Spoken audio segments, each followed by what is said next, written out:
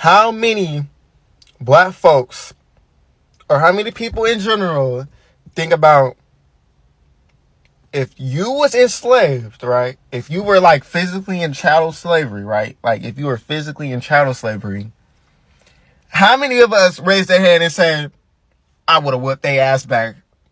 I would have fucked them up if they put...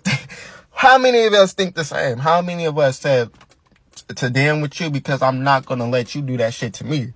Like, how many of us was like, thinking about it like, nigga, I would have whipped your fucking ass. Right. So what the fuck makes you think that your ancestors wasn't whipping on some ass? It's because we've been conquered, and then we're the offspring of our ancestors. So, so imagine, right? So imagine you in a war. Imagine the enemy conquers you, gets a hold to your children and your woman, keep the children, do whatever to the adults. And then now they're raising your children, but raising them thinking that they're the same, mind you. They're raising your children thinking that they are the same with them, the enemy. They're raising your children to be thinking that they're one with the enemy.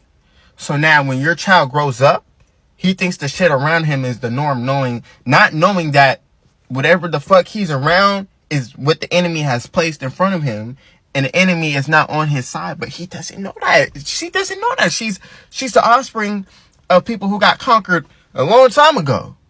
You know, she don't know that she was whooping ass. She would have whooped somebody's ass if she would have knew that. If she's aware that she's been conquered. But how are you gonna know you've been conquered if you don't know you've been conquered? It seemed like the enemy done played an unfair move. It seems like he done played an unfair move. Don't you think? Got you thinking in your head, oh, if I was in slavery, I would have whipped your ass. It makes you wonder what the fuck really happened.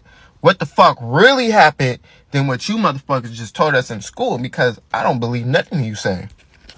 I don't believe not a damn thing.